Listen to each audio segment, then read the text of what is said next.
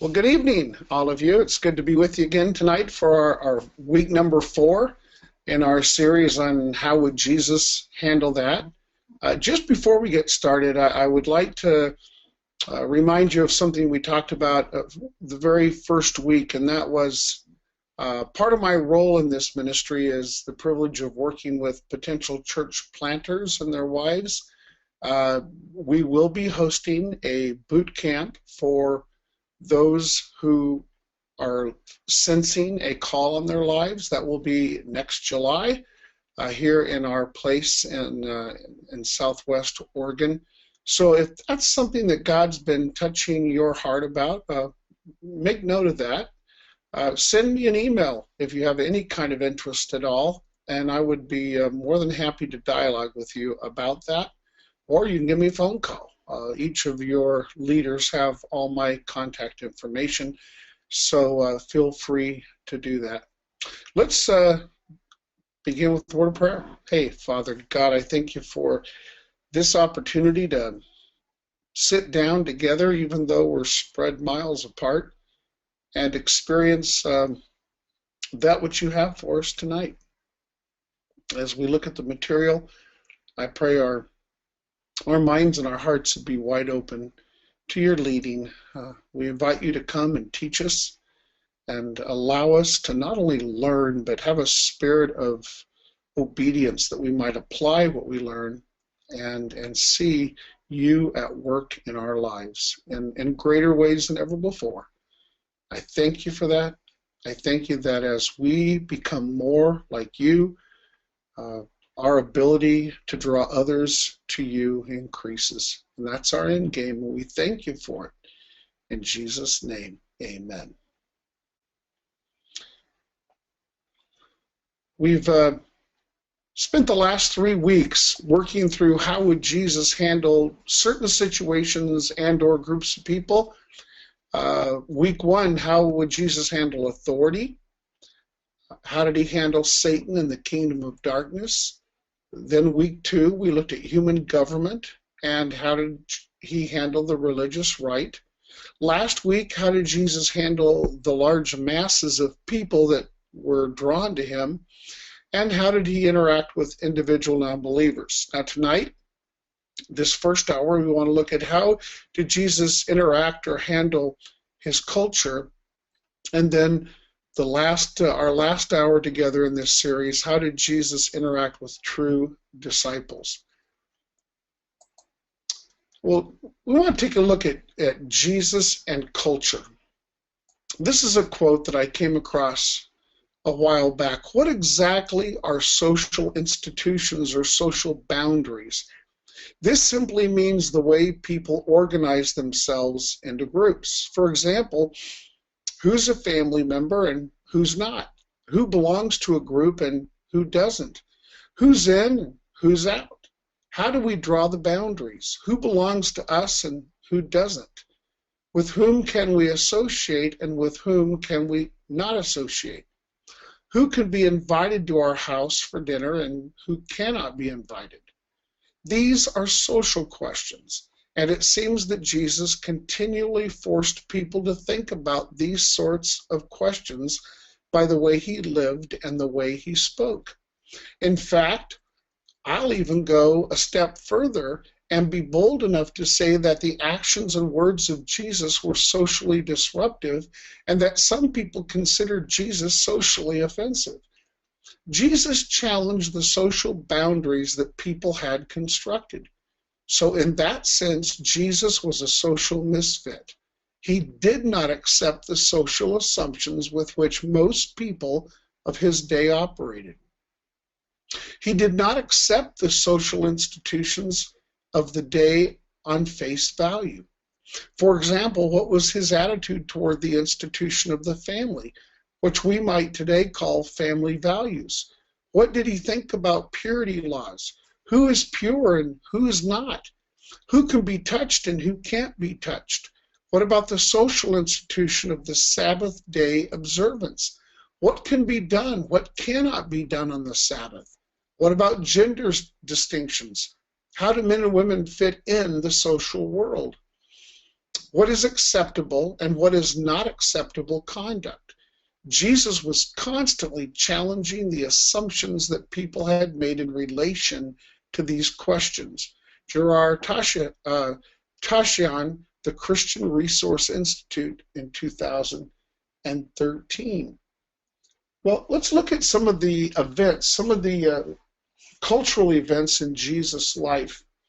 Now, Jesus had no problem confronting social injustice and hypocrisy when he came across it. And if you read the four Gospels, he came across it quite a bit.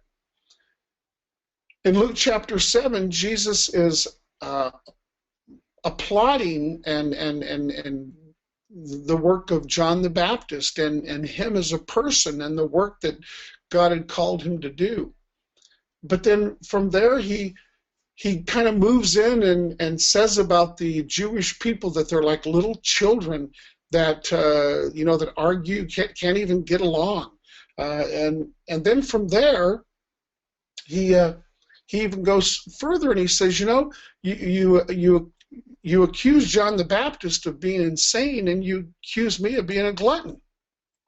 Here's what he said: for John the Baptist has come eating no bread and drinking no wine, and you say he has a demon.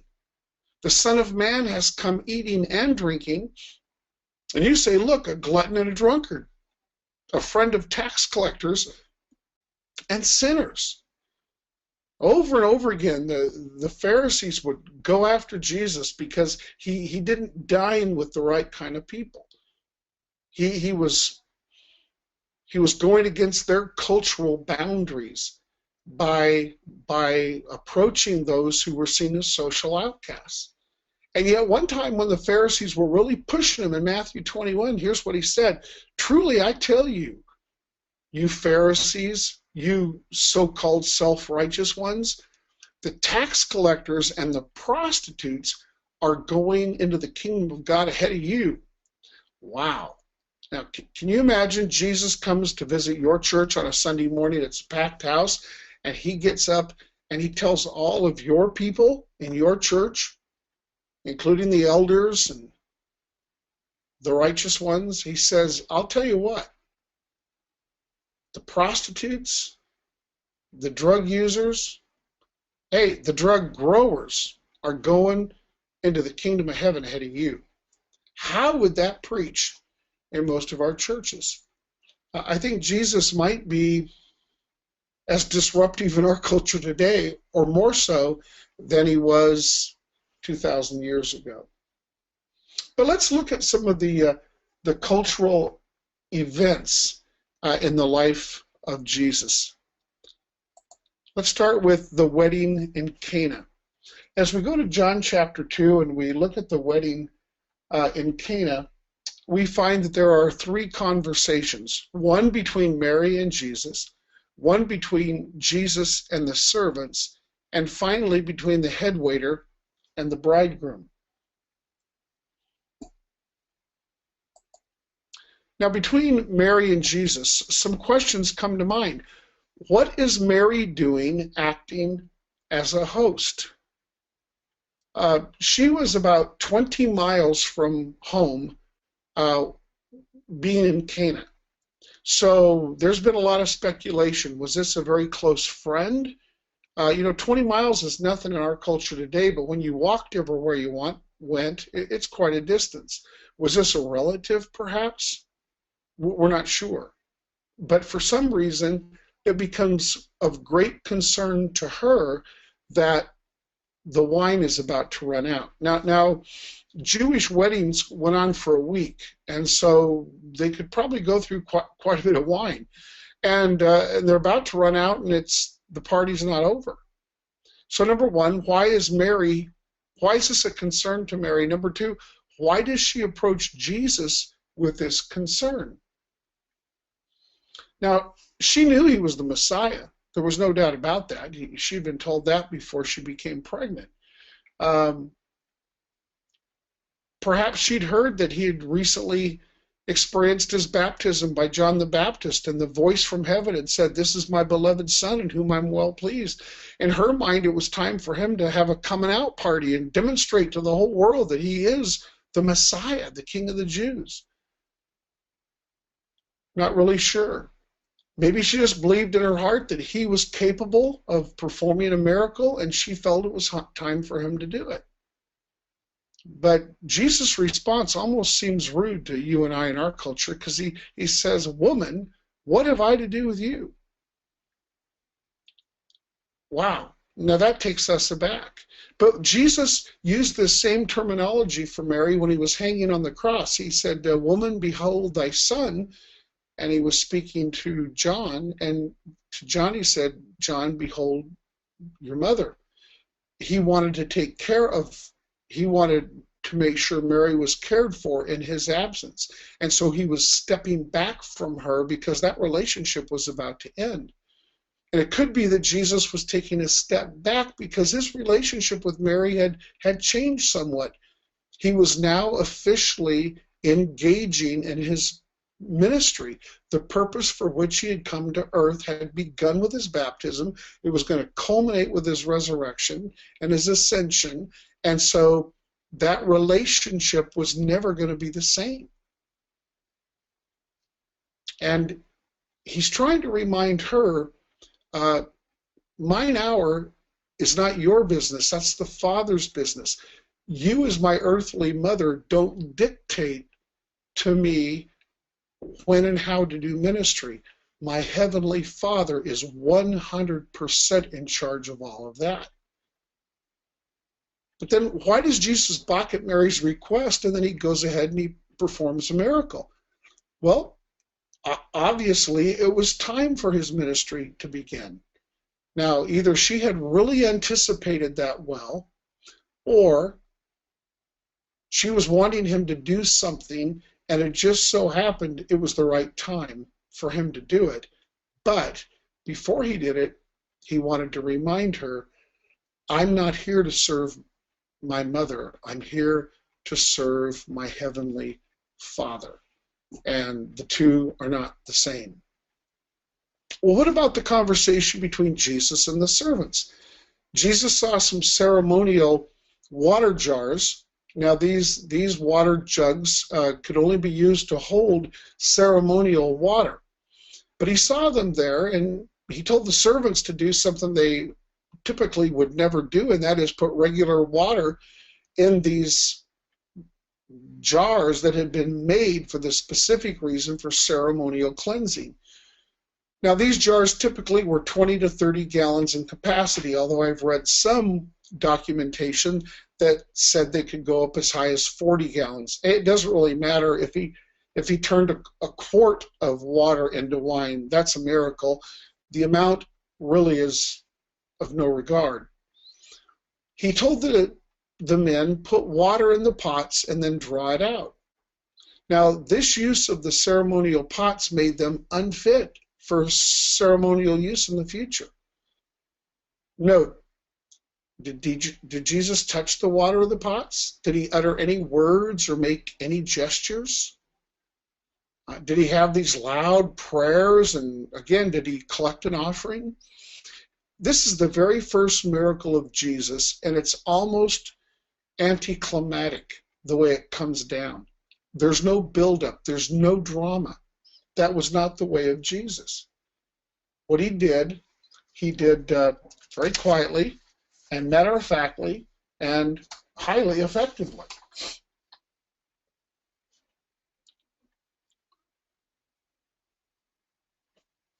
You know, there's just no hype when Jesus shows up. He just does what God does, and he leaves the hype to other people. How about the head waiter? What about that conversation between the bridegroom and the head waiter? The bridegroom was responsible for supplying ample wine.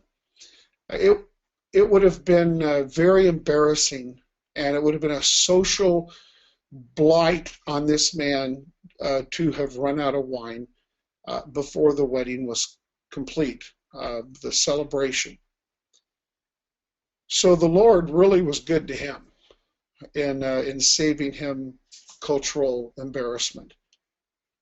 The head waiter, when he tasted the wine, he was just amazed that it was of such high quality. Verse 10 could literally say, usually you bring out the lower quality wine after everyone is feeling it. So this is well into this week-long celebration. And typically you'd start with the higher end stuff and you'd move from the top shelf to the bottom shelf, because by this time people were feeling it and they wouldn't notice it.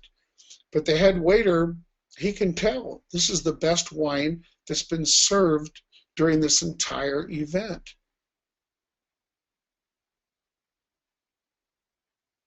Now, this verse of Jesus' miracles debunks the notion that wine in his day was somehow watered down and thus not as intoxicating as today's wine. I only point that out because I think if we create false narratives to substantiate our convictions, we don't strengthen our convictions, we actually weaken our convictions. Mary did this in the Garden of Eden. She told Satan when he tempted her to eat the fruit, she said, "We can't eat it, neither can I touch it or I'll die." That was a lie. She embellished the truth. She hyped it up because God had never said you can't touch it. He had said you can't eat it.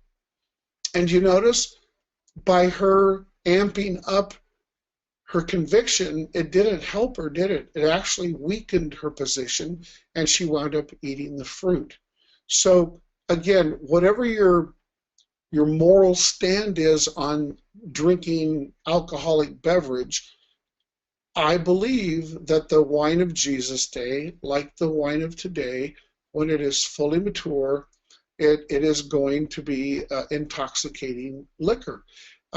Thus, we find in this narrative, the head waiter says, "Boy, usually you don't bring out you bring out the good stuff first, and you save the bad stuff, the cheap stuff for later after everybody's feeling it. But you did it just the opposite, bridegroom. You brought out the best stuff at the end." And I think that's why Paul included that you can't be a drunkard and be an elder. He didn't say you couldn't drink. He simply said, don't allow yourself to drink to the point of intoxication, because then you'll behave like a fool. And we don't need fools being the elders in our churches. So just to point that out. So what was the cultural significance of this first of Jesus' miracles? Well, to the Jewish audience, from Amos chapter 9, there is association with Messiah and fine wine.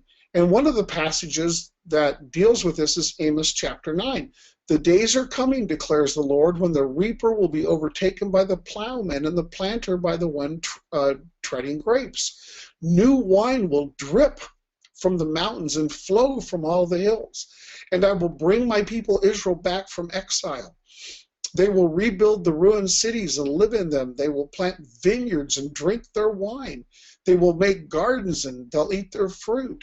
I will plant Israel in their own land, never again to be uprooted from the land that I have given them." And there are many other passages in the Old Testament dealing with the abundance of wine and the rebuilding of that nation and the coming promised Messiah. So in many ways, this was significant to the Jewish audience. Jesus was saying, I'm here.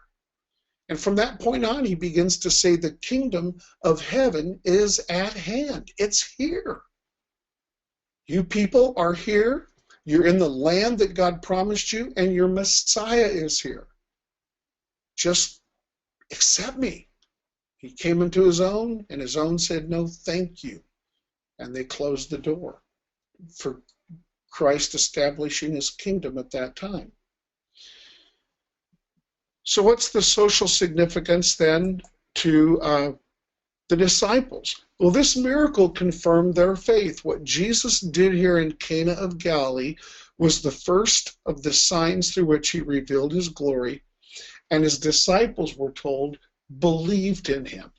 That was the significance to them. What about for you and I today? What's the significance for you and me 2,000 years after this miracle? Well, Jesus is greater than Mary. She submitted to Christ, and so should you and I.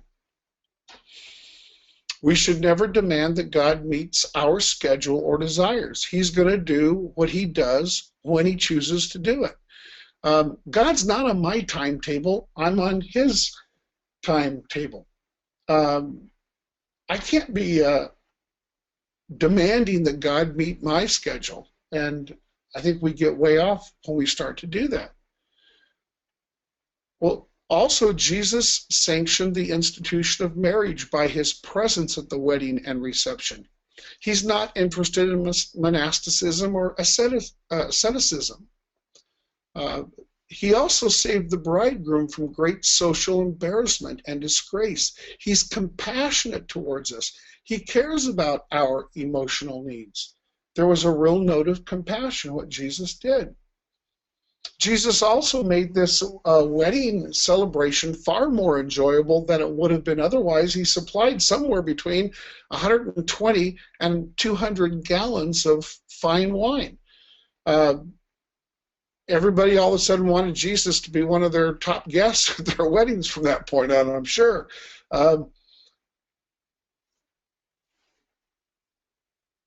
One other thing I'd like to point out is the servants saw the same miracle. They're the ones who put regular water into those pots. They knew there was nothing in those pots but that water. And yet then immediately Jesus told them to pour out the same thing they had poured in, and it came out wine. Fully mature, vintage wine. And yet there's no mention of them believing in this passage. We're told the disciples believed, but not the servants. Here's something I take away. There's a principle. Many see the works of God and yet do not respond in faith. They're somewhat amazed, they're marveled, but they don't believe. And how sad that is. You know, one other thing. The same creator God that created the heavens and the earth also created wine out of water. And when he created wine out of water, it was fully mature. It was ready to drink. Therefore, I can believe that when he created the heavens and the earth, he created them as if they had been around forever. He created Adam and Eve as fully adult people, ready to bear children, not as tiny infants. That's how amazing our Creator God is. I should not doubt his ability to do anything, because he is Creator God. Let's go to the next event. I'd like us to look at, and I had all these notes, sorry, I went right by them. The dinner at Simon the Pharisee's home. This is an amazing passage. When one of the Pharisees invited Jesus to have dinner with him, he went to the Pharisee's house and reclined at the table. A woman in that town who lived a sinful life learned that Jesus was eating at the Pharisee's house, so she came there with an alabaster jar of perfume. As she stood behind him at his feet weeping, she began to wet his feet with her tears. Then she wiped them with her hair. She kissed them and poured perfume on them.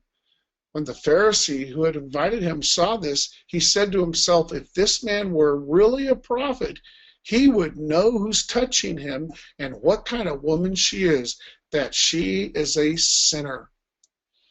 Jesus answered him, Simon, I have something to tell you. Tell me, teacher, he said. 2 people owed money to a certain moneylender. One owed him 500 denarii, the other 50. Neither of them had the money to pay him back, so he forgave the debts of both. Now, which of them will love him more? Simon replied, I suppose the one who had the bigger debt forgiven. You have judged correctly, Jesus said. Then he turned toward the woman and said to Simon, do you see this woman? I came into your house. You did not give me any water for my feet, but she wet my feet with her tears and wiped them with her hair. You did not give me a kiss, but this woman from the time I entered has not stopped kissing my feet. You did not put oil on my head, but she's poured perfume on my feet. Therefore, I tell you, her many sins have been forgiven, as her great love has shown. But whoever has been forgiven little loves little. Then Jesus said to her, your sins are forgiven. The other guests began to say among themselves, who is this who even forgives sins? Jesus said to the woman, your faith has saved you. Go in peace. Interestingly enough, Jesus accepted dinner invitations from Pharisees as well as sinners. The very people who were so critical of him going to the wrong people's homes for dinner didn't have a problem with him coming to their home. Now, on this occasion, he's going to eat at a banquet that's being hosted by a Pharisee by the name of Simon. This was not uncommon. Religious rulers would often have a traveling rabbi into their home. These were usually big social events. It was men only in attendance. Sorry, women, not my culture. It was their culture.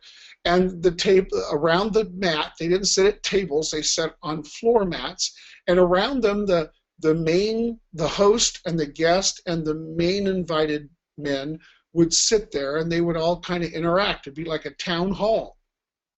And then it'd be standing room only in the rest of the house, because other men in the community were allowed to come as long as there was room for them. This was a very public event.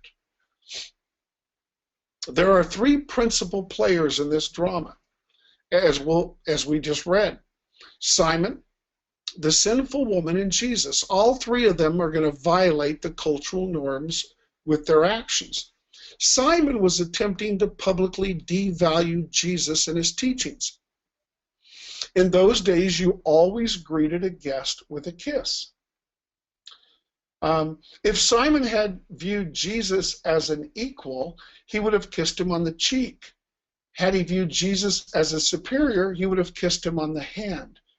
But he offered Jesus no kiss. This betrayed his very low opinion of Jesus. He did not invite Jesus to his home really to ask him questions. He invited him there as a setup to show his disdain and his disregard of what he perceived as a self-made prophet. Not only that, he didn't provide any foot washing. Now, again, they're going to be sitting with their feet behind them, but they're on the floor. And their feet are dirty because they wear gowns and they walk on dirt-covered paths, and they're wearing sandals. And so the dust just accumulates. So the calves and the feet are always dirty. And they would provide water and a towel so that the guests could clean their feet. Jesus was not offered that. Not only that, they offered oil because it was very dry. And in that culture, they would put some of the oil in their hair, and they might even use it on their hands and their face. He didn't offer any of that. All of that was the cultural norm for a guest. Simon offered none of that. Now, the sinful woman was way out of bounds culturally. Number one, it was a male-only event. Number two, she was uninvited and she was not welcome there. She was a sinner. She was a prostitute. Let's just, if you look at the Message, I think it's the Message translation, says that she was the town whore. Everybody knew what her profession was. They were well aware of this woman. Not only that, her public display of affection was especially embarrassing and was socially uncomfortable. I mean, can you imagine this man that you invited to your home, and the room is packed, standing room only, and this woman is at the back of him because his feet are extended out behind him, and she's sobbing, and she's using her hair to wipe the dirt and the filth off his feet, and then she's kissing his feet continually, and then she's taking this very expensive perfume and she's anointing his feet, and she massages his feet, and it was so bad, the host goes, If this dude was really a prophet, he would have known what a whore this woman is who's touching him, and he wouldn't let it happen. By the way, she must have been very successful in her trade, as the perfume she was carrying around her neck was extremely valuable. So she was way out of bounds too. But notice Jesus. He also violated several cultural rules of proper social protocol in this exchange. He showed greater respect for a woman of the street than he did for one of the leading religious and pious men of that community. And then he asked the question that penetrated the soul of Simon and exposed his self-righteous and worthless religion. Now, can you imagine? This entire dinner, Simon is glaring at this woman.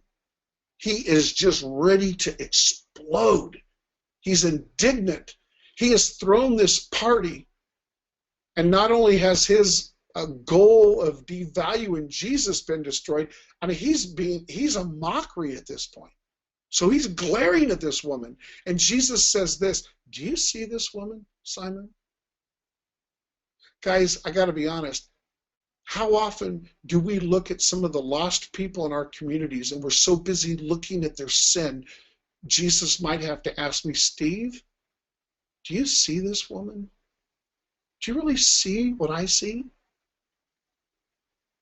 Are you so possessed with your self-righteousness that you become blinded to her needs?" That's what Jesus was asking. And then he rebuked the host. This was a major cultural violation. Remember, this was a public rebuke. He says, it's a threefold rebuke, right to the point. "You gave me no water for my feet, yet she bathed my feet with tears, and she dried my feet with her own hair. You never gave me a kiss. She's not stopped kissing my feet. She didn't kiss me on the cheek as an equal. She didn't even kiss me on the hand as one who's subservient to me. She's kissing my feet like a slave. You gave me no oil for my feet. She's anointed my feet with perfume. Her sins are forgiven. The one to whom little is forgiven loves little." You know, it's kind of implied. Her sins are forgiven, but yours, dude, they're not. They're not. Now, how about Jesus' appointment with the woman at the well? Jesus trespassed at least no less than 4 major cultural boundaries by approaching this woman. Number one, he trespassed the gender boundary. He was a man, she was a woman. And in that culture, you didn't do that. They weren't related. Number two, he trespassed the ethnic boundary. He was a Jew. She a Samaritan. She's a half-breed. Number three, he trespassed a religious boundary. You worship in the temple, and she was right when she said that. We worship on the mountain. They didn't even share the same religious convictions. And number four, he trespassed a moral boundary. Jesus is a rabbi and a holy man. She's been married and divorced 5 times, and she's currently living in open sin. That's why she's down there at the well in the heat of the day. But again, just a quick glimpse at this encounter to demonstrate Jesus had no problem violating well-established cultural boundaries. Boy, and then the parable of the Good Samaritan.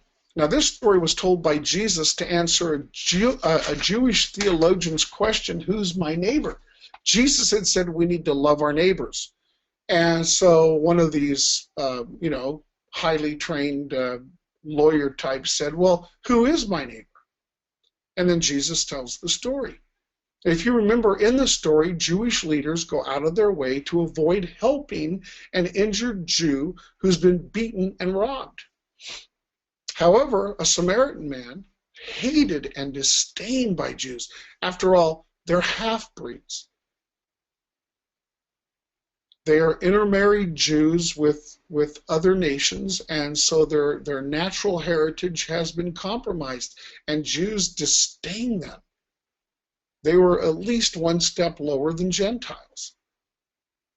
But this Samaritan man goes out of his way to help the wounded man, paying for all of his medical expenses and providing for his complete recovery. Jesus could not have rubbed more salt in the Pharisees' wounded pride by openly challenging the racial divisions of his day. This had to really set those Pharisees off. When Jesus used this story, this is who your neighbor is. This is how you're supposed to treat others. How about the social life of Jesus in general? His social life just didn't fit the norm. He was a man that did not settle down in one place. He never held a permanent job and become a productive, responsible person who lived in the same community year after year after year. He was always on the move. He was surrounded by nobodies who had also quit their jobs and were roaming hither and yon. I mean, he had a former tax collector in his little entourage. He had some former fishermen, and none of them were working any longer. They were kind of living off the land. They were even being supported by women. I wonder what Peter's wife and his mother-in-law thought about Peter quitting his fishing business in Capernaum to follow this man from Nazareth. I'd like to hear those stories, the way they were talking in the kitchen. Who was this shiftless Nazarene who didn't seem to have much to do with his own townspeople and instead spent time in lonely places praying or teaching to a nondescript crowd? He even said one time, Jesus did, foxes have holes, birds of the air have nests, but the Son of Man, he has nowhere to lay his head. He was willfully and purposefully homeless. And I could just hear some of the others talking behind his back. Well, if he'd just hold down a job, he'd have a place to call home. Just think about it. How would we view him today? Might be interesting to find out. The message of Jesus was not simply to restore our broken relationship with God. Most of his message had to do with healing the broken relationships among people who've been separated from each other because of artificial lines of demarcation based on our gender, our race, and our religion. Think about that. He didn't come to just heal our relationship with him so that we could build these little social clubs called churches and get in our holy huddles and love on each other. No. He also broke down all those other barriers because grace knows no boundaries. And we got to realize that. Grace doesn't stop at the door of my home or my church. It's out there. We need to live it out there where the real people live and demonstrate that his love is so amazing, it doesn't matter if they believe differently than me, if they behave differently than me, if they vote differently than me this time of year. So Jesus evidenced several characteristics when he handled how he interacted with culture. I think it's wise for us to look at them. Here they are. Number one, he always demonstrated subtle creativity. At the woman at the well, he said, "Please give me a drink." He always had a keen way of getting people's attention and to get his point across. She was at the well. She had a means of drawing water. And so he just approached her. "Would you please give me a drink?" He hardly ever mentioned religious stuff. He was very creative in the way that he addressed the issues of his day. He never crammed his message down the throats of a listener. He always found a way to cleverly get his point across with great questions and interesting stories. There's a lot we can learn from that, guys. He also had substantive content. In Luke 4:32, they were amazed at his teaching because his words had authority. The people of his day were completely amazed at the things that he said. He made sure the words he used mattered. They were not just tripe. They weren't shallow. They were measured. They were well thought out. He had an interesting story to tell. He did not take his chance to speak for granted by wasting time with fluff. He made sure every word and every story had substance and that it was not just symbolic. He wanted to make sure his stories connected with the hearts of his listeners. His words had meaning, and they impacted the listeners.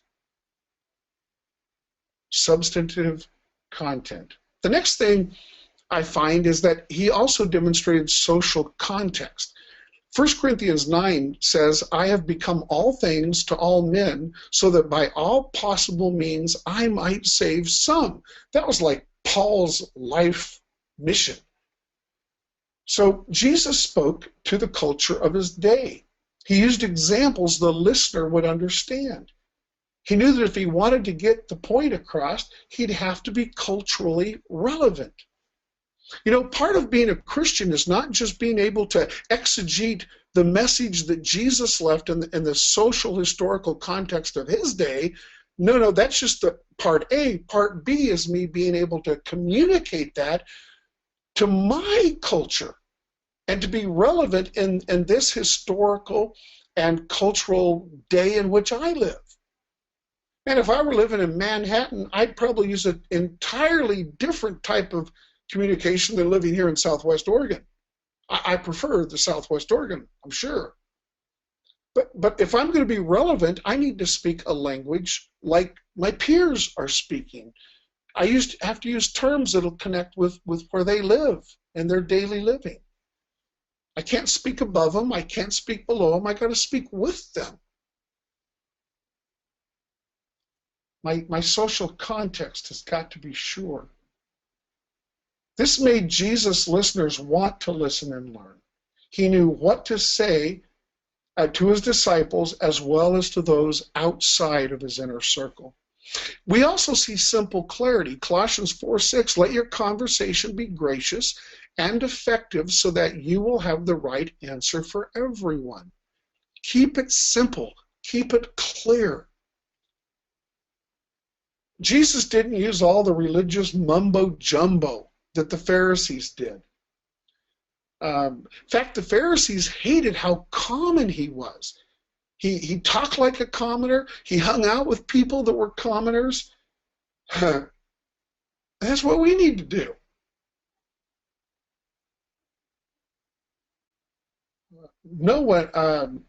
Too often our church culture today, we use all kinds of religious words and terms, and boy, our non-Christian friends go, what are they talking about? They have no point of connection. It's not that they're rejecting what we're saying, they just don't understand what we're saying. Got to move on. Clock's moving. The next one I see is significant character. And Jesus grew in wisdom and stature and in favor with God and man. No one ever had a hard time identifying Jesus. Even those that hated him knew exactly who he was and what he claimed to be and what he stood for. His character spoke much louder than his words. He backed up his words with character that impacted the world like no other. Jesus didn't have to go around convincing people who he was. He just was. The only ones that didn't accept him were the ones whose responsibility was to declare him to the rest of the world.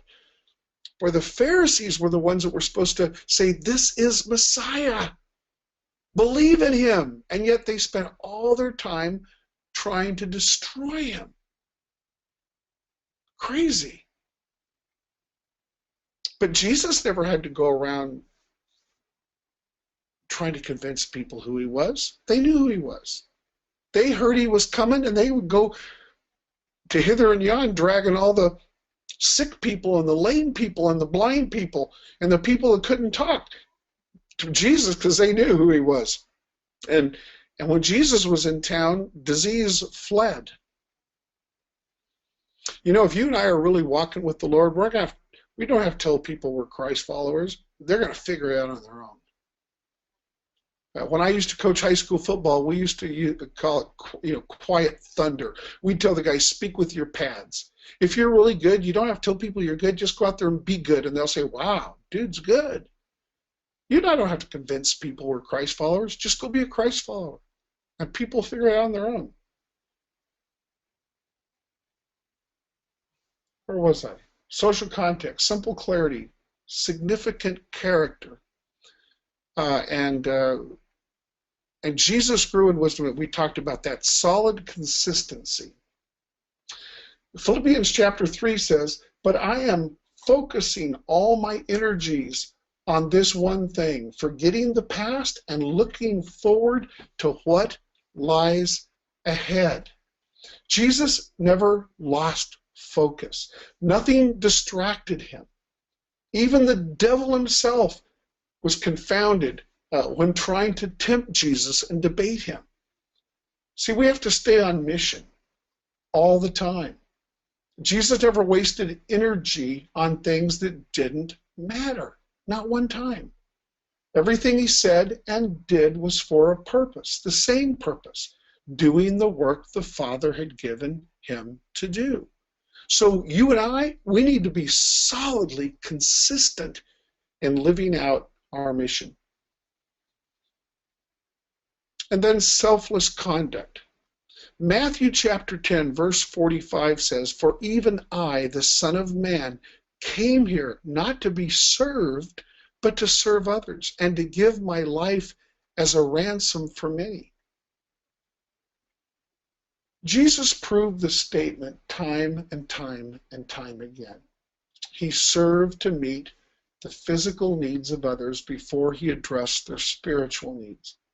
And through his conduct, he earned the right to speak into the lives of others. Even before his death on the cross, he told the Father, not my will, but your will be done. If it's possible, take this from me, Father, but I submit. And because he came to serve others, he went to the cross for you and me. I think it's really easy when we get involved in professional Christianity to forget real quickly. If you want to be great in God's kingdom, you got to learn to be the servant of all. We don't come to a point in our life when we are above serving others. I met a pastor years ago who was probably in his 50s, and I was in my 20s. So when I was in my 20s, I wanted to learn everything I could from these guys that had been in ministry for a while. He told me something really interesting. He never hired a person for his staff, but he let them sit just a little longer in the waiting area. If they had a 9 o'clock appointment, it was probably about 9:15. He wanted to see how they handled him running a little bit late. Was it all about them? Because if it was, they were going to be put out.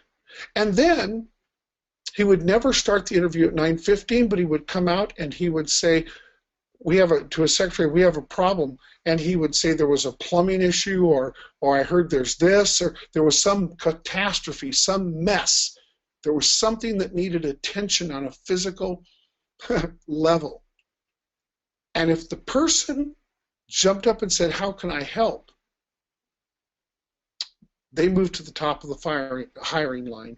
If they sat there like a bump on a log and they didn't respond, if they were disengaged, he never hired them.